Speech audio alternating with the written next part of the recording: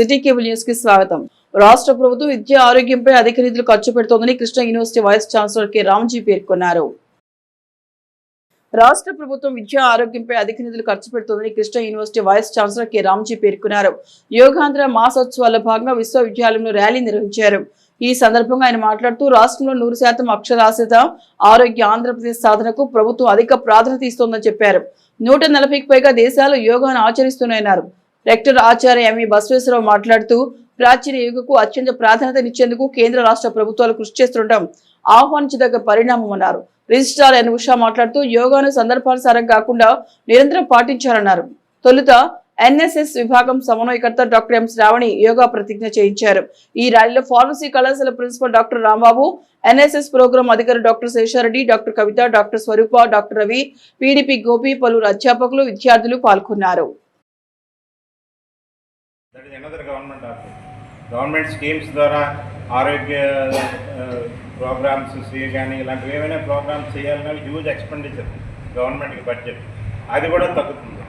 కాబట్టి మీరందరూ మార్నింగే కొద్దిగా సోషల్ మీడియా వల్ల మార్నింగ్ లెగుస్తారు, ఒక ఏదో పెర్ఫ్యూమ్ బాటిల్ పెట్టుకుంటారు, బాడీకి స్ప్రే కొట్టేసి ఈవెన్ స్నానం చేయకుండా కూడా వచ్చేస్తారు కొంతమంది. May not be all the people.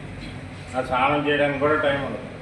That's why please change that culture, please change that particular those habits. అప్పుడే నీకు ఏకాగ్రత ఈ 3 కంట్రోల్ చేయగలవు, లేకపోతే కంట్రోల్ చేయలేవు. సరిగా నిద్ర లేకపోతే మీ ఏజ్లో 7-8 అవర్స్ నిద్రపోవాలి, 6 అవర్స్ మినిమం చదవాలి. మిగతా టైం నీ ఇష్టం, ఏం చేసుకుంటావు. ఈ 2 మ్యాండేటరీగా చేర్చుకోవాలి. 8 అవర్స్ నిద్రపోవాలి, 6 అవర్స్ మినిమం చదవాలి. శ్రీ సత్యసాయి భగవాన్ ప్రేమ రథయాత్ర 18వ తేదీన మచిలీపట్నంలో పాండురంగ స్వామి వారి ఆలయం నుండి ప్రారంభమవుతుందని సమితి సభ్యులు తెలియజేశారు. శ్రీ సత్యసాయిబాబా శత జయంతి ఉత్సవాల భాగంగా దేశవ్యాప్తంగా చేపట్టిన శ్రీ సత్యసాయి భగవాన్ ప్రేమ రథయాత్ర ఈ నెల 18వ తేదీన మచిలీపట్నం చేరుకుంటుందని సమితి సభ్యులు తెలియజేశారు. 18వ తేదీ ఉదయం పాండురంగ స్వామి వారి దేవాలయం నుండి యాత్ర ప్రారంభమై పట్టణంలోని ప్రధాన రహదారుల గుండా యాత్ర కొనసాగుతుందని వారు పేర్కొన్నారు. లోక శ్రేయస్సు, లోక కళ్యాణార్థం ఈ ఆధ్యాత్మిక యాత్ర చేపట్టినట్లు వారు వివరించారు. స్వామివారి యాత్రలో బాల వికాస్ పిల్లలచే పలు వేషధారణలు, కోలాటాలు, చెక్క భజనతో పాటు వేద పారాయణ చేయడం జరుగుతోందని వారు తెలియజేశారు. ప్రతి ఒక్కరూ ఈ ప్రేమ యాత్రలో పాల్గొనాలని వారు పిలుపునిచ్చారు. అంతేకాకుండా సత్యసాయిబాబా వారి శత జయంతిని పురస్కరించుకొని కేంద్ర ప్రభుత్వం బాబా ప్రతిమతో 100 రూపాయల నాణ్యాన్ని విడుదల చేయడం హర్షదాయకమని, బాబా పుట్టినరోజును ఆయన నవంబర్ 23 రాష్ట్ర పండుగగా ఆంధ్రప్రదేశ్ ప్రభుత్వం ప్రకటించడం ఆనందదాయకమన్నారు. ఈ కార్యక్రమంలో పోతుకూచి ఆంజనేయులు, కొమరగిరి చంద్రశేఖర్, సాయి, పలువురు మహిళలు పాల్గొన్నారు.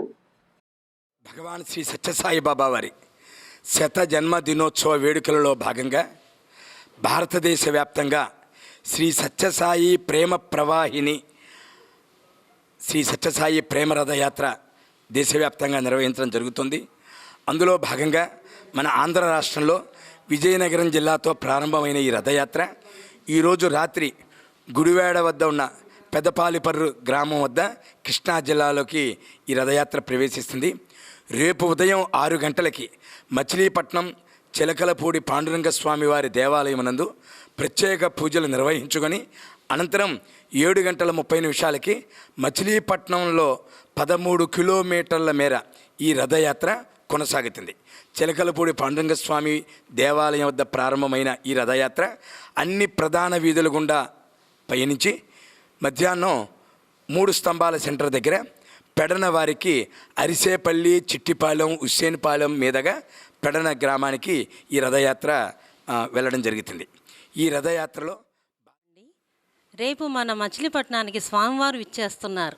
మనల్ని అనుగ్రహించడానికి స్వామివారే మన ఊరికి వస్తున్నప్పుడు మనం స్వామివారిని ఆహ్వానించాలి కదా. పూర్ణకుంభంతో మనం అందరం స్వామివారిని ఆహ్వానించాలని ఉదయం 6 గంటలకల్లా అందరూ రావాలని మనస్ఫూర్తిగా కోరుకుంటున్నాను. సాయిబాబా వారి పాద పద్మములకు నమస్కరిస్తూ సత్యసాయి భక్తులందరికీ సాయిరామండి. స్వామివారి శత జన్మ దినోత్సవ వేడుకల సందర్భంగా ప్రేమవాహిని సత్యసాయి ప్రేమ ప్రవాహిని రథయాత్ర విజయనగరం జిల్లాలో ప్రారంభమై ఈరోజు రాత్రి గుడివాడ వద్ద ఉన్న పెదపారుపాడు వద్ద మన కృష్ణా జిల్లాకు విచ్చేస్తున్నారు. అక్కడ నుండి రేపు ఉదయం 6 గంటలకు చిలకలపూడి పాండురంగడి గుడి వద్ద మన రథయాత్ర ప్రారంభమై ప్రధాన రహదారులు గుండా మన జిల్లాలో పర్యటించి 3 స్తంభాల వద్ద పెడన జిల్లాలో చాలా మంది అధికారులు అవగాహన లోపంతో అర్జీల పరిష్కారం తప్పుగా చేస్తున్నారని జిల్లా కలెక్టర్ డికే బాలాజీ పేర్కొన్నారు.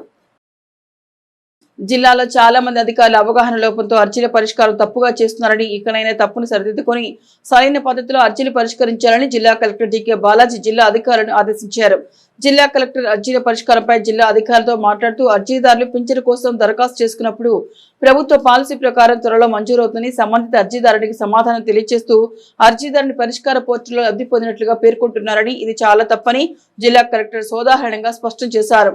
ఆ పౌరుడు లబ్ధి పొందకనే పొందినట్లుగా పేర్కొనడం తప్పన్నారు. ఇకపై అందుకు బదులుగా త్వరలో లబ్ధి పొందుతారు అనే ఆప్షన్ ఎంచుకోవాలన్నారు. అర్జీదారుడు లబ్ధి పొందినట్లుగా పేర్కొంటే వెంటనే కాల్ సెంటర్ నుండి ఫోన్ చేసి లబ్ధి పొందారా లేదా అని వివరాలు అడుగుతారన్నారు. అప్పుడు వారు ఇంకా పొందలేదని చెప్పడం వల్ల తప్పైపోతున్నారు. అర్జీదారుని సమస్యను ఓపికగా విన్నారా లేదా అని విచారిస్తున్నారని, అందువలన అర్జీదారు పట్ల చాలా జాగ్రత్తగా వ్యవహరించాలన్నారు. అర్జీదారుని దగ్గరకు వెళ్ళినప్పుడు అతనితో కలిసి ఫోటోలు తీసుకొని ఉన్నతాధికారులకు షేర్ చేయాలన్నారు. అర్జీదారులతో తప్పనిసరిగా అర్జీ పరిష్కరించుకు అధికారి మర్యాదగా మాట్లాడాలని, కింది స్థాయి ఉద్యోగుల చేత మాట్లాడించరాదని, ఖాళీ ఎండార్స్మెంట్ ఇవ్వరాదని, ఈ విషయం తీవ్రంగా పరిగణించి ఇకనైనా సరైన సమాధానం అర్జీదారులకు పంపాలని కలెక్టర్ ఆదేశించారు. అంతర్వేది వద్ద సముద్రంలోకి జారిపడి మృతి చెందిన దివిసీమకు చెందిన 2 మత్స్యకారులకు ప్రభుత్వం 10 లక్షల రూపాయల చొప్పున పరిహారం ప్రకటించింది. జీవనాభివృద్ధి కోసం సముద్రంలో చేపల వేటకు వెళ్లిన 2 మత్స్యకారులు కోనసీమ జిల్లా అంతర్వేది వద్ద బోటు నుంచి సముద్రంలోకి జారిపడి మృతి చెందిన కృష్ణా జిల్లా నాగాయలంక మండలం చెందిన 2 నాగిడి రాము, గుల్లా దామోదర గ్రామం, తమ్ము పోతురాజు, సంగమేశ్వర గ్రామానికి చెందిన మత్స్యకారుల కుటుంబాలకు కూటమి ప్రభుత్వం అండగా నిలిచింది. రాష్ట్ర వ్యవసాయ శాఖ మంత్రి కింజరాపు అచ్చెన్నాయుడు ప్రత్యేక చొరవతో ప్రభుత్వం నుంచి పరిహారాన్ని ప్రకటించారు. రాష్ట్ర ప్రభుత్వం నుంచి 5 లక్షలు, మత్స్యశాఖ నుంచి 5 లక్షలు పరిహారం, మొత్తంగా ఒక్కో కుటుంబానికి 10 లక్షలు అందించనున్నట్లు మంత్రి వెల్లడించారు. మృతుని కుటుంబాలను రాష్ట్ర ప్రభుత్వం అన్ని విధాలుగా అండగా ఉంటుందని భరోసా ఇచ్చారు. ఇటువంటి ఘటనలు పునరావృతం కాకుండా ఉండేందుకు చర్యలు తీసుకోవాలని, మత్స్యకారులకు ఎప్పటికప్పుడు తగిన సూచనలు సలహాలు ఇచ్చి ప్రమాదాలు జరగకుండా తీసుకోవాల్సిన జాగ్రత్తలపై అవగాహన కల్పించాలని మత్స్యశాఖ అధికారులను మంత్రి అచ్చెన్నాయుడు ఆదేశించారు. పోస్టల్ కోఆపరేటివ్ సొసైటీలో ఒక పోస్టల్ ఉద్యోగి కార్యాలయ పరికరాలు ధ్వంసం చేయడం కలకలం రేపింది. చాకిరేవుపాలెంలోని పోస్టల్ కోఆపరేటివ్ సొసైటీలో రుణ సమాచారం తెలుసుకోవడానికి వెళ్లి కార్యాలయంలో ఒక పోస్టల్ ఉద్యోగి కార్యాలయ కంప్యూటర్, ప్రింటర్ తదితర సామాగ్రి ధ్వంసం చేసి వీరంగం సృష్టించడం సంచలనంగా మారింది. ఈడే సీను అనే పోస్టల్ ఉద్యోగి అదే శాఖలో పనిచేస్తున్న 2 మహిళల రుణ సమాచారం తెలుసుకునేందుకు పోస్టల్ కోఆపరేటివ్ సొసైటీకి వెళ్లాడు. అయితే కార్యాలయ సమయం ముగిసిందని, ఉదయం వచ్చి పాలకవర్గంతో మాట్లాడాలని అక్కడ ఉన్న సొసైటీ ఉద్యోగి తెలపడంతో ఈడే సీను ఆగ్రహంతో అక్కడ పరికరాలు ధ్వంసం చేశాడని సొసైటీ ఉద్యోగి తెలిపారు. పోలీసుల రాకతో పరిస్థితి సద్దుమణిగింది. మచిలీపట్నం పోస్టల్ కోఆపరేటివ్ సొసైటీలో నేను సూపర్వైజర్గా పనిచేస్తున్నానండి. మా టైమింగ్ 7 అయితే పోస్ట్ కట్టేస్తాము. క్లోజింగ్ టైం 7:15కి మా క్లోజింగ్ టైంలో 7:15కి ఈడేసీ అనే పోస్ట్ మ్యాన్ మేల్ వర్సల్ గారు వచ్చాడు. 2 రేష్మను మేరీ కమల అనే 2 తీసుకుని వచ్చి, మేము బోర్డు వాళ్ళతో మాట్లాడాలి, మా అప్లికేషన్లు ఇక్కడ ఉన్నాయి, వాటి కోసం వచ్చాను, మీరు బోర్డు వాళ్ళతో మాట్లాడుకోండి, మా క్లోజింగ్ టైం అయిపోయింది, 7:20 అయిపోయింది, మేము వాళ్ళకి వెళ్ళాలని. వాళ్ళు ఎవరు లేకుండా ఇక్కడ ఏం చేస్తారో ఓవడం చూస్తానని చెప్పి ఆయనకి షార్ట్ టెంపర్ బాగా ఎక్కువయ్యి కంప్యూటర్, ప్రింటర్ నేలకేసి కొట్టాడు. ఆయన హెల్మెట్ పెట్టి గోడకేసి కొట్టాడు. మేము పక్కకు తప్పుకున్నాము. అతను కూడా నాకు ఫ్రెండ్. దాని మీద నేను అతను వారించడానికి చూశాను. ఇవన్నీ కరెక్ట్ కాదు, మన మీద ఉంటే మా పరిధిలో ఏమీ లేదు, మేము గుడ్డి వాళ్ళకి చెప్తాము అంతే, మేము అక్కడ కాపలాదారు, నువ్వు మా మీద వచ్చి మేమున్నాగా ఇలా చేయటం కరెక్ట్ కాదు, నువ్వు వెళ్ళిపో, రేపు పొద్దున్న నుంచి మాట్లాడుకున్నాము. ఆ 2 లేడీస్ని కూడా పెట్టుకుని ఆయన కూర్చొని మేము 12 అయినా 1 గంట అయినా తెలుసుకుని వెళ్తామని చెప్పి ఇలా మ్యాన్ హ్యాండ్లింగ్ చేసి దౌర్జన్యానికి పాల్పడ్డాయి. మేము ఇదే సంగతి బోర్డు వారందరికీ ఫోన్లు చేసి వివరించడం జరిగింది. ఈడే సీనా ఆయన ఎవరైనా ఈడే సీనా ఆయన మెయిల్ వర్సల్గా చేస్తున్నారు. పోస్ట్ ఆఫీస్లో మెయిల్ వర్సల్గా చేస్తున్నారు. గవర్నమెంట్ జాబేనా? Government job. దేనికి వచ్చారు?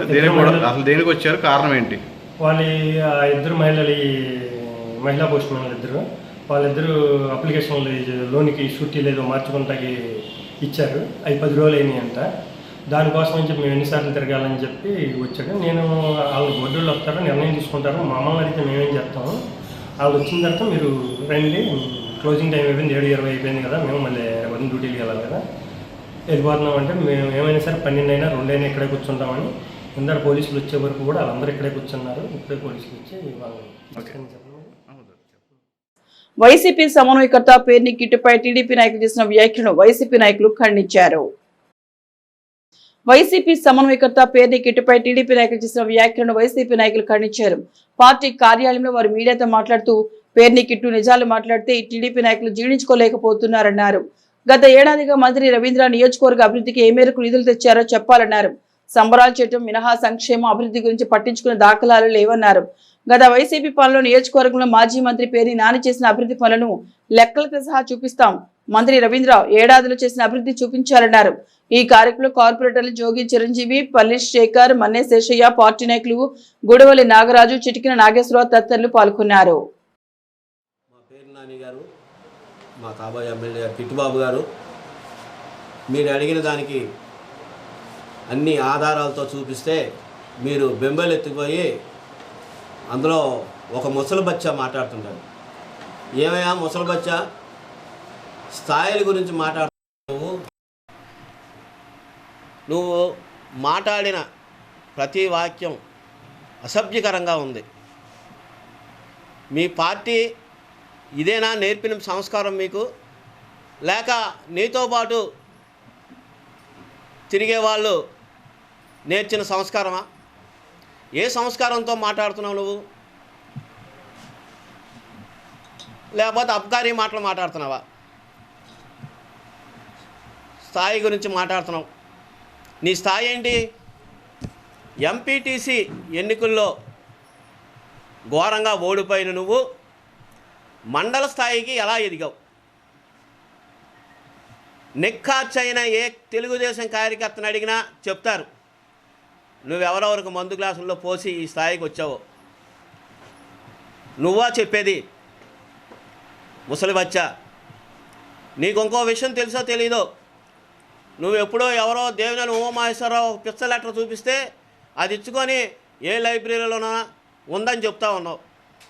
ఇప్పటికీ ఒక 100 సార్లు పేరు నాని గారు మా నాయకుడు సవాల్ చేశాడు మీకు. బందర్ ప్రజలు ఏమైనా పిచ్చోళ్ళు అనుకుంటున్నారా? ఒక ఆయన మాట్లాడతాడు బియ్యం అమ్ముకున్నామని.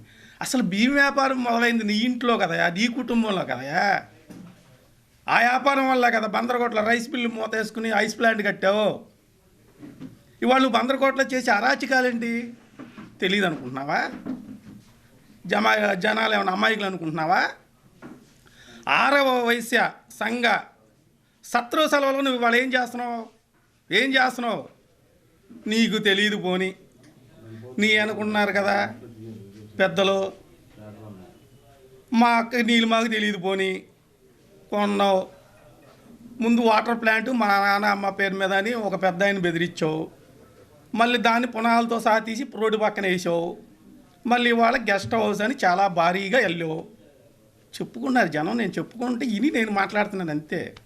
నాకు తెలుసు, కానీ మా స్థాయి నిన్ను విమర్శించే స్థాయి కాదు. కాబట్టి నువ్వు పద్దాగా బియ్యం అంటున్నావు. కాబట్టి నువ్వు చేసేదేంటో ఈ సంవత్సర కాలంలో నువ్వు చేసే ఎక్కడెక్కడ పొలాలు కొంటున్నావు, ఎక్కడెక్కడ ఏం చేస్తున్నావు, ఎన్ని స్థలాలు కొన్నావు, బందరకోటలో ఎన్ని బిల్డింగ్లు, ఎన్ని కన్స్ట్రక్షన్ జరుగుతున్నాయి తెలియాలి. నాని గారు కనిపించినప్పుడు, కిట్టుబాబు కనిపించినప్పుడు వంగి దండాలు పెడతావు నువ్వు. మరి ఎందుకు బాబు గురించి అలా మాట్లాడుతున్నావు నాకైతే అర్థం కావట్లేదు. ఒక వార్డు కౌన్సిలర్గా పోటీ చేసి డిపాజిట్ కోల్పోయి కూడా నీచంగా మాట్లాడుతున్నావు. నీకే అంతుంటే మరి మా కిట్టుబాబుకి ఎంత ఉండాలి? ఒక నియోజకవర్గానికి ఎమ్మెల్యేగా పోటీ చేసి ఇన్ఛార్జిగా ఉండి కూడా ఆయన ఎంత చేస్తున్నాడో మా అందరికీ తెలుసు, నీకు కూడా తెలుసు. నువ్వు కొత్తగా పార్టీకి సభ్యత్వం తీసుకున్నావేమో, తెలుగుదేశం పార్టీకి. ప్రభుత్వం సొమ్ముతో భూమిని కొన్నాడు కుల రవీంద్ర పోర్టు కడతానని. అది పోర్టుకు పనికిరాల. నువ్వు మీ కుల రవీంద్ర మీరందరూ కలిసి ఆ మట్టిని అమ్ముకోవటానికే పనికొచ్చింది తప్ప దేనికి పనికిరాల. ఆ మట్టి నమ్మిన సొమ్ముతో కాంట్రాక్టులతో పెద్ద కాంప్లెక్స్ కడుతున్నారని మీ తెలుగుదేశం పార్టీ వాళ్ళే చెప్పుకుంటున్నారు. నువ్వు ఒక ముసలి నాయకురాలివి, నువ్వు మాట్లాడుతున్నావు మా కిట్టుబాబు గురించి. బాబు చిన్నవాడైనా చీమటపాకాయ లాంటోడు, అట్లాంటి వాడిని విమర్శిస్తున్నావు. బందరు అభివృద్ధి గురించి నీకేం తెలుసు మాట్లాడుతున్నావు? నీకు ఒంటి మీదకు వయసు వచ్చింది కానీ బుద్ధి మాత్రం బ్రెయిన్లో పెరగల.